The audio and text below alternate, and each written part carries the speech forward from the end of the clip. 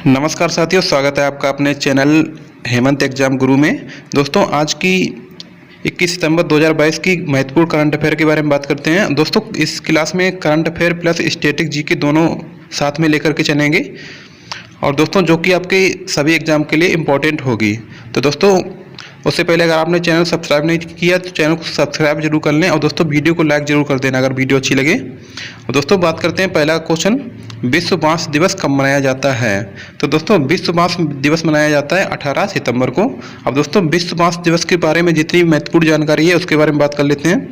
सबसे पहले तो बात करते हैं विश्व बांस दिवस की स्थापना कब हुई थी। तो दोस्तों विश्व बांस दिवस की स्थापना हुई थी 2005 में। और दोस्तों इसका हेडक्वार्टर है बेल्जियम में। ठीक है दोस्तों, यानी कि विश्व बांस का हेडक्वार्टर कहाँ पर है, ये बेल्जियम में। और दोस्तों बात करते हैं कि विश्व बांस दिवस इम्पोर्टेंट क्यों है। तो दोस्तों विश्व बांस दिवस इसलिए इम्पोर्टेंट है क्योंकि दोस्तों अभी हाल ही में राजस्थान सरकार ने प्रोजेक्ट बोल्ड लॉन्च किया है जो कि बांस से संबंधित है। और दोस्तों एक फैक्ट और आपको जान लेना है कि बांस जो है, बांस का उत्पादन सबसे ज़्यादा किस देश में होता है। तो दोस्तों विश्व में बांस के उत्पादन के लिए सबसे नंबर 1 पर आता है चाइना। ठीक है दोस्तों, ये आपको ध्यान रखना है, यानी कि बांस के उत्पादन में सबसे एक नंबर पर कौन है, तो चाइना में सबसे ज़्यादा उत्पादन होता है बांस का। तो दोस्तों ये थी बांस के बारे में महत्वपूर्ण जानकारी। और दोस्तों बात करते हैं नेक्स्ट क्वेश्चन के बारे में। नेक्स्ट क्वेश्चन है आपका, सार्क का मुख्यालय कहाँ पर स्थित है। तो दोस्तों सार्क का मुख्यालय आपका स्थित है काठमांडू, जो कि है आपका नेपाल में। तो राइट आंसर आपका ऑप्शन नंबर ए हो जाएगा। और दोस्तों सार्क में वर्तमान में आपसे कभी कभी सदस्य भी पूछ लिए जाते हैं एग्जाम में। तो दोस्तों सार्क में टोटल अभी 8 सदस्य हैं और उसका हेडक्वार्टर है काठमांडू नेपाल में। चलते हैं नेक्स्ट क्वेश्चन पर। देश में पहली बार किस राज्य की विधान मंडल सत्र में महिला विधायकों के लिए एक दिन आरक्षित किया गया है। तो दोस्तों अगर हम बात करें महिला विधायकों, यानी कि राज्य की विधानमंडल सत्र में महिला विधायकों के लिए एक दिन का आरक्षण किस राज्य विधानमंडल में हुआ है। तो दोस्तों ये हुआ है आपके उत्तर प्रदेश में। तो दोस्तों अब हम बात करते हैं उत्तर प्रदेश के बारे में महत्वपूर्ण जानकारी। तो दोस्तों उत्तर प्रदेश के बारे में अगर हम बात करें तो दोस्तों विधानमंडल में 2 सदन आते हैं। एक तो आपका हो गया विधान सभा और दोस्तों एक हो गया आपका विधान परिषद। ठीक है दोस्तों, विधान परिषद में आपके टोटल 100 सदस्य होते हैं और दोस्तों विधानसभा में टोटल 403 सदस्य होते हैं। और दोस्तों इन 403 सदस्यों में से 47 महिलाएं हैं। ये आपको ध्यान रखना है, कभी कभी परीक्षा में पूछ लिया जाता है। और दोस्तों बात करें विधानसभा के स्पीकर के बारे में, यानी कि जो आपकी विधानसभा अध्यक्ष हैं वो अभी सतीश महाना हैं। और दोस्तों बात करें यहाँ पर विधान परिषद में कितनी महिलाएं हैं। दोस्तों विधान परिषद में टोटल 6 महिलाएं हैं। ठीक है दोस्तों, यानी कि विधानसभा में टोटल 47 महिलाएं हैं अभी और विधान परिषद में टोटल 6 महिलाएं हैं। तो दोस्तों ये जो शुरू किया था उत्तर प्रदेश सरकार ने स्टार्ट किया था। अब चलते हैं नेक्स्ट क्वेश्चन पर। भारत की पहली पैरा बैडमिंटन एकेडमी कहाँ पर स्थित है। तो दोस्तों बात करें पहली पैरा बैडमिंटन एकेडमी के बारे में, तो दोस्तों ये आपकी प्यारे से लखनऊ, यानी कि नवाबों की नगरी लखनऊ में स्थापित हुई है, जो कि आपका यूपी में पड़ता है। अब चलते हैं नेक्स्ट क्वेश्चन पर। स्कूल चलो अभियान कहाँ से स्टार्ट हुआ है। तो दोस्तों स्कूल चलो अभियान की शुरुआत हुई है श्रावस्ती से, जो कि यूपी में है। अब चलते हैं नेक्स्ट क्वेश्चन पर। सितंबर 2022 में आयोजित विश्व पैरा एथलेटिक्स ग्रांड प्रिक्स प्रतियोगिता में भारतीय भाला फेंक खिलाड़ी देवेंद्र झाझड़िया ने कौन सा पदक जीता है।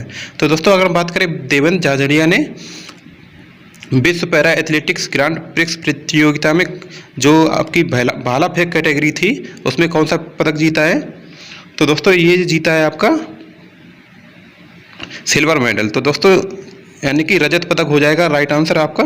और दोस्तों देवेंद्र झाझड़िया के बारे में थोड़ी जानकारी जान लेते हैं, क्योंकि दोस्तों ये परीक्षा की दृष्टि से बहुत ही महत्वपूर्ण खिलाड़ी हैं।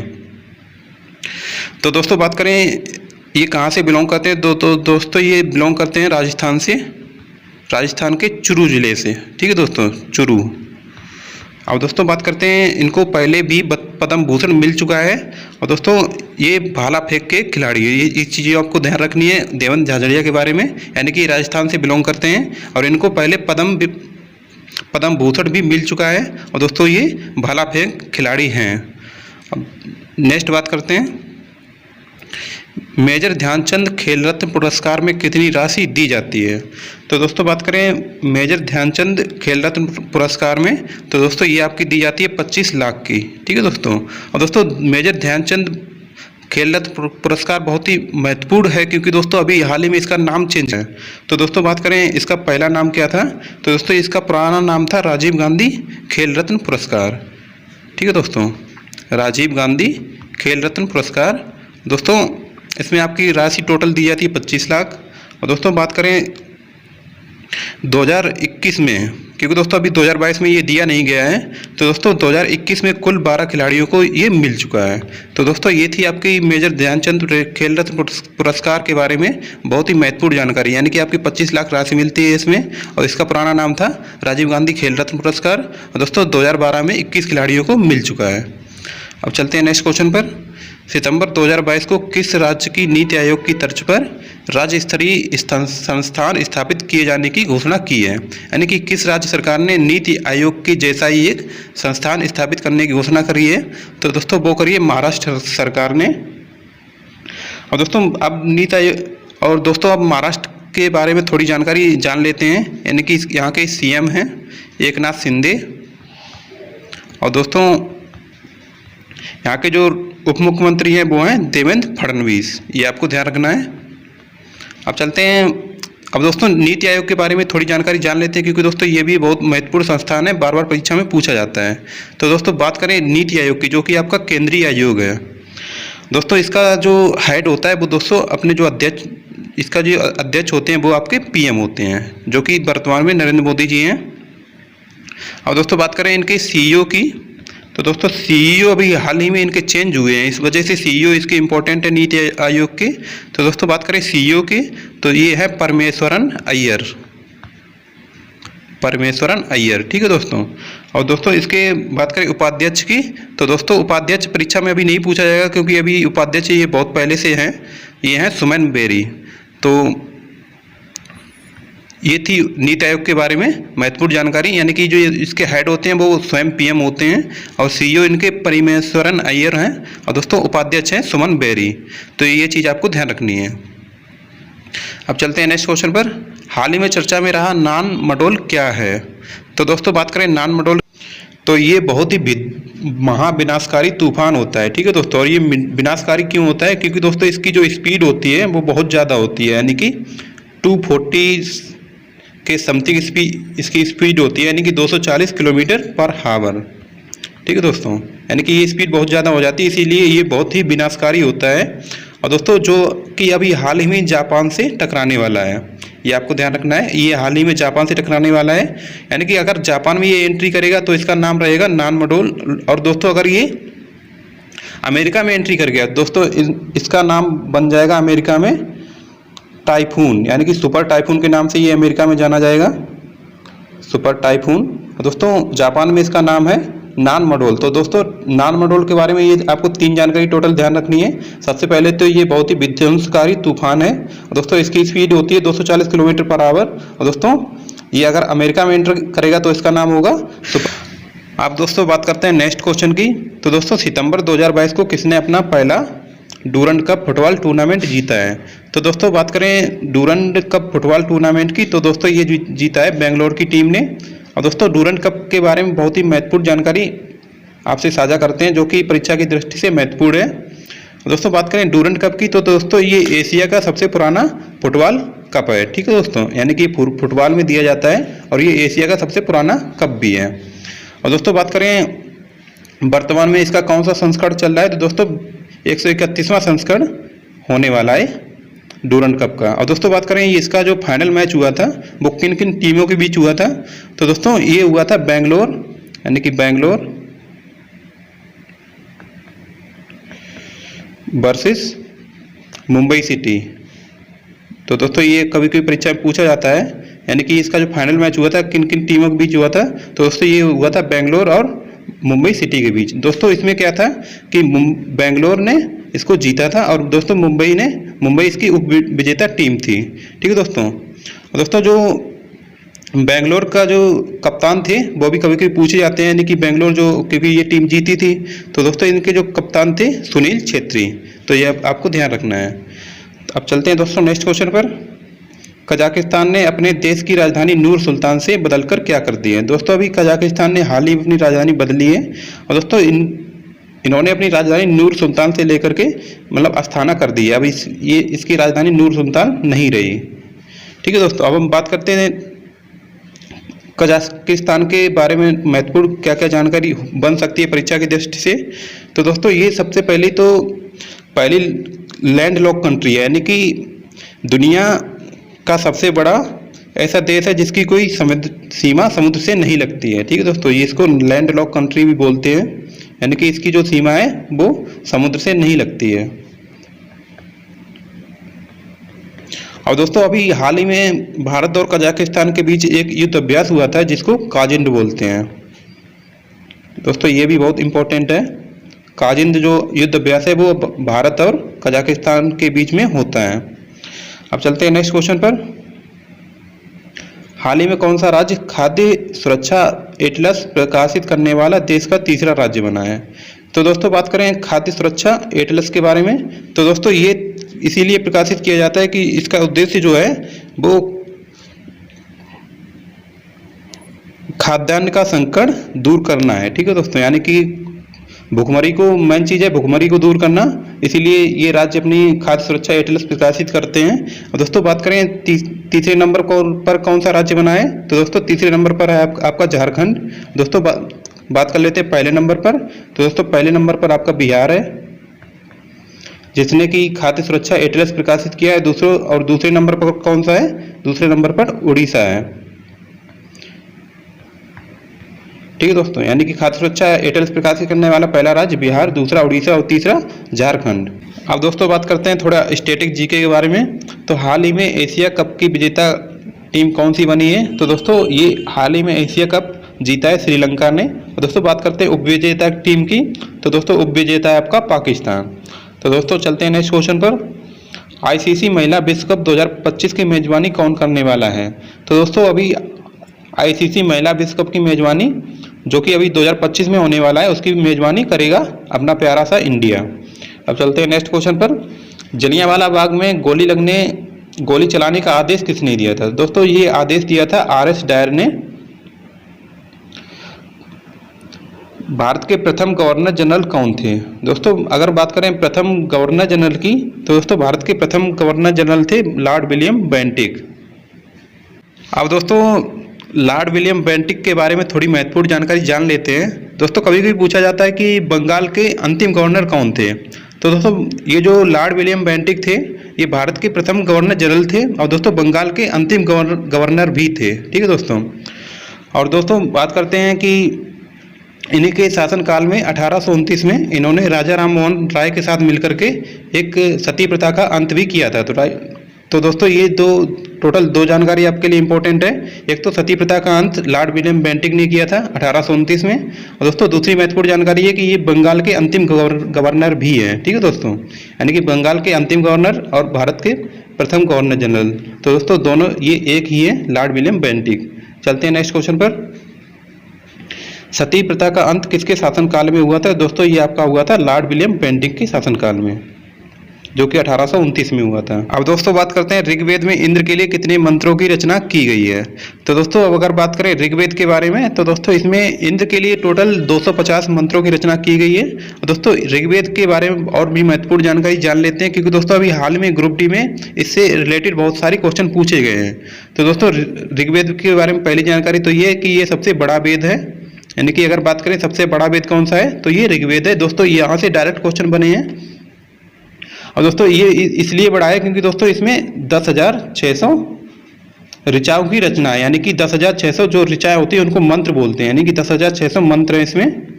तो ये सबसे बड़ा वेद है और इसमें 10,600 मंत्र हैं। ठीक है दोस्तों, और इसमें जो इंद्र के लिए जो मंत्र हैं वो दोस्तों टोटल 250 हैं। चलते हैं नेक्स्ट क्वेश्चन पर। गायत्री मंत्र की रचना किसने की है? तो दोस्तों बात करें गायत्री मंत्र की, तो दोस्तों इसकी रचना की थी ऋषि विश्वामित्र ने। और दोस्तों बात करें कि ऋषि विश्वामित्र की जो गायत्री मंत्र है और इसका उल्लेख जो है वो तीसरे मंडल में मिलता है। यानी कि जब कभी आपसे पूछा जाए कि इसका उल्लेख किस मंडल में है, तो दोस्तों ये ऋग्वेद के तीसरे मंडल में इसका उल्लेख है। अब चलते हैं नेक्स्ट क्वेश्चन पर। संगीत और गायन का उल्लेख किस वेद में है? दोस्तों आपको संगीत से सा यानी कि संगीत, तो सामवेद आपका राइट आंसर हो जाएगा। अब चलते हैं नेक्स्ट क्वेश्चन पर। धार्मिक स्वतंत्रता का अधिकार संविधान के किस अनुच्छेद में है? तो दोस्तों बात करें आपके धार्मिक स्वतंत्रता की, तो दोस्तों ये आता है आपका 25 से 28 के बीच में। यानी कि धार्मिक स्वतंत्रता आपकी आती है 25 से 28 के बीच में। ठीक है दोस्तों। अब दोस्तों इसमें जो ऑप्शन बने हुए हैं दोस्तों, इसमें हर अनुच्छेद से कोई ना कोई प्रश्न जरूर बनता है आपका परीक्षा में। तो दोस्तों बात करते हैं 29 से 30 में जो आपका अधिकार है वो दोस्तों आपका है शिक्षा और संस्कृति का अधिकार। यानी कि शिक्षा का अधिकार किस अनुच्छेद में है दोस्तों, ये आपका पूछा जाता है परीक्षा में। तो दोस्तों शिक्षा और संस्कृति का अधिकार है आपका 29 से 30 में। और दोस्तों बात करें 19 से 22 के बीच में कौन सा आपका अधिकार आता है, तो दोस्तों ये आता है आपका स्वतंत्रता का अधिकार आपका आता है 19 से 22 के बीच में। ठीक है दोस्तों। यानी कि प्राण और दैहिक स्वतंत्रता आपसे पूछी जाए तो दोस्तों 19 से 22 के बीच में आती है। दोस्तों बात करते हैं आपकी 14 से 28 के बीच में कौन सा आता है, तो दोस्तों 14 से 28 के बीच में आता है आपका समता का अधिकार। चलते हैं नेक्स्ट क्वेश्चन पर। उपाधियों का अंत संविधान के किस अनुच्छेद में है? तो दोस्तों बात करें उपाधियों के अंत की, तो दोस्तों ये बहुत ही महत्वपूर्ण क्वेश्चन है, क्योंकि दोस्तों ये अभी हाल ही में ग्रुप डी में भी पूछा गया है। दोस्तों अनुच्छेद 18 के बारे में बात करें तो दोस्तों ये उपाधियों के अंत से संबंधित है। चलते हैं नेक्स्ट क्वेश्चन पर। तीसरा संविधान संशोधन किस वर्ष हुआ था? तो दोस्तों सबसे पहले बात करें पहले संविधान संशोधन की, तो दोस्तों ये आपका हुआ था 1951 में पहला संविधान संशोधन हुआ था। अब दोस्तों बात करते हैं तीसरे संविधान संशोधन की, तो दोस्तों तीसरा संविधान संशोधन हुआ था 1954 में। ठीक है दोस्तों। यानी कि 1954 में हुआ था और दोस्तों इसमें आपके समवर्ती सूची जोड़ी गई थी। तो दोस्तों बात करें आपके पहले संविधान संशोधन, तो ये हुआ था आपका 1951 में फर्स्ट। दोस्तों दूसरा हुआ था 1952 में और दोस्तों तीसरा हुआ था आपका 1954 में। तो दोस्तों ये आपको ध्यान रखना है। अब चलते हैं नेक्स्ट क्वेश्चन पर। नगर पालिका सदस्य बनने की न्यूनतम आयु कितने वर्ष होनी चाहिए? तो दोस्तों बात करें नगर पालिका सदस्य की, तो दोस्तों इसके लिए तो 21 ईयर होनी चाहिए न्यूनतम आयु। अब चलते हैं नेक्स्ट क्वेश्चन पर। संविधान की आत्मा किस अनुच्छेद को कहा गया है? तो दोस्तों बात करें आपके अनुच्छेद 32 में, अनुच्छेद 32 को संविधान की आत्मा कहा गया है। दोस्तों ये किसने कहा था, ये भी परीक्षा में पूछा जाता है। तो दोस्तों डॉक्टर भीमराव अंबेडकर ने अनुच्छेद 32 को संविधान की आत्मा कहा था। तो दोस्तों ये चीज़ आपको ध्यान रखनी है। अब चलते हैं नेक्स्ट क्वेश्चन पर। मेगावाट बिजली के मापने की इकाई है जो, तो दोस्तों बात करें मेगावाट की, तो दोस्तों जो बिजली जितनी उत्पन्न की जाती है ना, यानी जितनी बिजली का प्रोडक्शन होगा उसको मापने के लिए मेगावाट का यूज किया जाता है। यानी कि जितनी बिजली उत्पादित की जाएगी उसको मापने के लिए मेगावाट यूज किया जाता है। अब चलते हैं नेक्स्ट क्वेश्चन पर।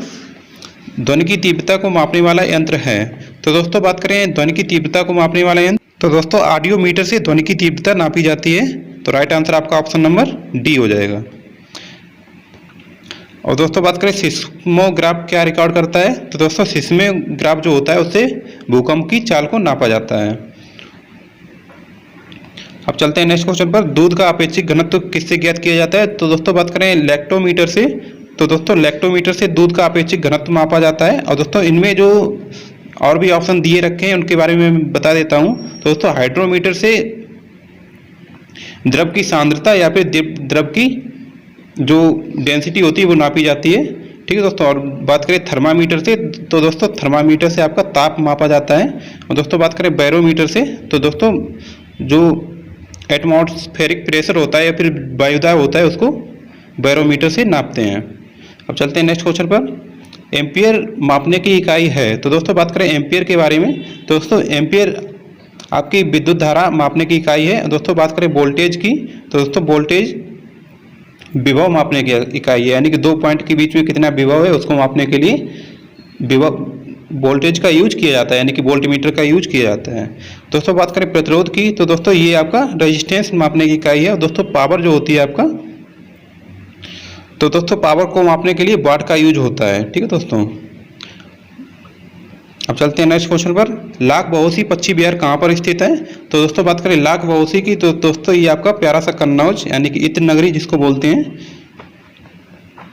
इत्र नगरी यहाँ पर स्थित है। लाख पहुँची पक्षी विहार।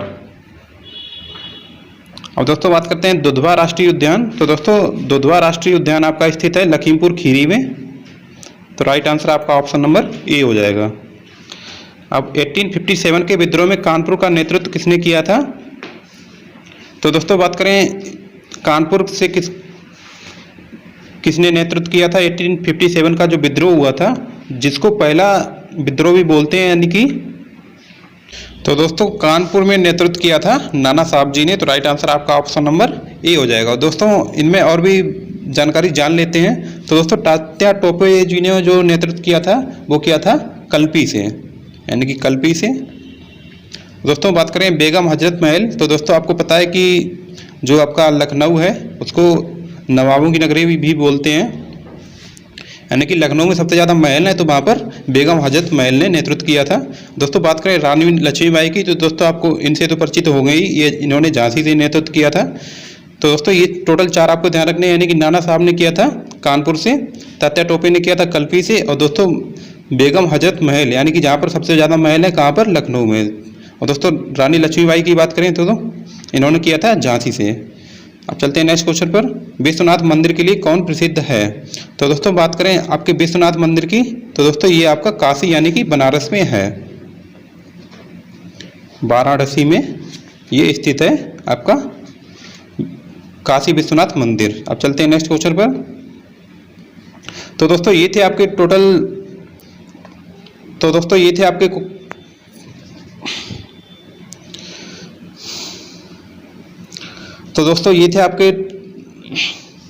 Current affair plus static GK के महत्वपूर्ण क्वेश्चन, जो कि आपकी परीक्षा की दृष्टि से बहुत ही महत्वपूर्ण हैं।